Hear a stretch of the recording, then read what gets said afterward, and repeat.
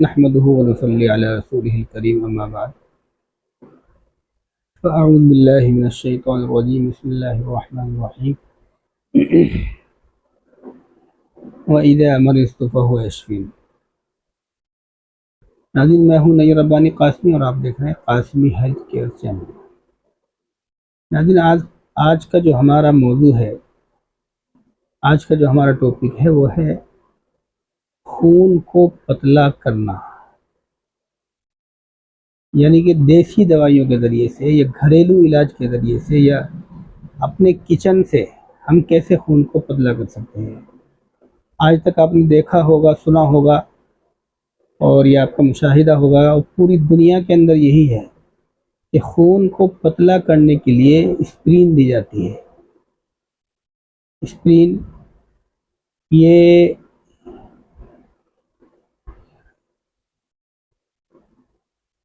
پوری دنیا کے اندر رائج ہے، مگر اس کے بہت سارے سائیڈ ایفیکٹ ہیں۔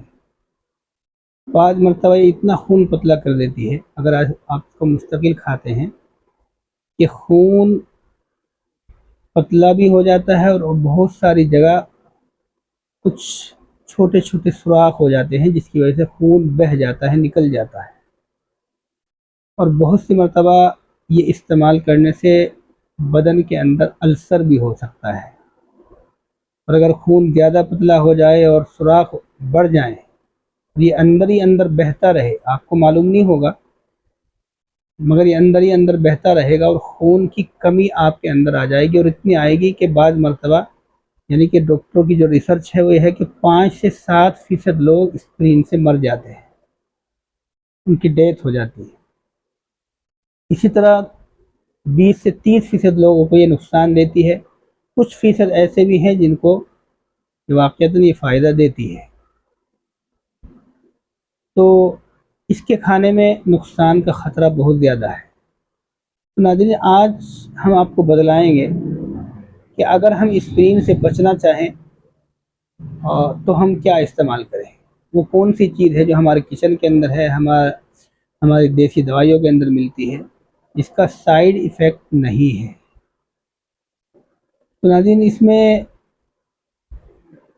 آپ کی کچن کے اندر جو بھی مصالحے جات ہیں، جتنے بھی مصالحے ہیں جن سے آپ بریانی بناتے ہیں یا قورمہ بناتے ہیں، وہ سب کے سب خون کو پتلا کرنے والے ہیں۔ مثال کے طور سے تیز پات یہ خون کو پتلا کرتا ہے، مگر مقدار میں آپ کو بعد میں بتاؤں گا کہ کس کی کتنی مقدار لینی ہے، مگر تیز پات خون کو پتلا کرتا ہے۔ لہسن یہ آپ کے خون کو پتلا کرتا ہے۔ اسی طرح زعفران یہ بھی آپ کے خون کو پتلا کرتا ہے۔ اگر آپ زعفران لیتے ہیں، اس سے بھی آپ کا خون پتلا ہو جاتا ہے۔ اسی طرح ادرک سے بھی خون پتلا ہو جاتا ہے، اور اجوائن سے بھی خون پتلا ہوتا ہے کیونکہ اس کا مزاج بھی گرم ہے۔ تو اس طرح بہت ساری چیزیں نکل کر سامنے آئیں گی، اور لونگ ہے اس سے بھی خون پتلا ہوتا ہے، مگر اس کے کھانے کی جو مقدار ہے وہ بہت کم سے کم ہونی چاہیے، یعنی کہ آپ اگر تازہ استعمال کر رہے ہیں تو بہت چھوٹا سا ٹکڑا آپ استعمال کریں گے، اور اگر آپ پاؤڈر کی شکل میں استعمال کر رہے ہیں تو 0 سائز کے کیپسول آپ بھر لیں، 1 کیپسول روزانہ استعمال کر لیں، زیادہ استعمال نہ کریں، اور کچھ دن استعمال کرنے کے بعد 1 دن چھوڑ کر 1 دن استعمال کرنے لگیں، پھر کچھ دن اس طریقے سے استعمال کریں گے، پھر 2 دن چھوڑ کر استعمال کرنے لگیں۔ اس طریقے سے اگر آپ اس کو استعمال کریں گے، ان تمام چیزوں کو، جس میں ادرک بھی ہے، لہسن بھی ہے، اور زعفران ہے، اور لونگ ہے، اسی طرح دار چینی ہے، یہ بھی خون کو پتلا کرتی ہے، اور اسی طرح اجوائن ہے، تیز پات ہے، اس ساری کی ساری چیزیں خون کو پتلا کرنے والی ہیں۔ اور گرم پانی کا استعمال خود ایک خون کو پتلا کرنے والی چیز ہے۔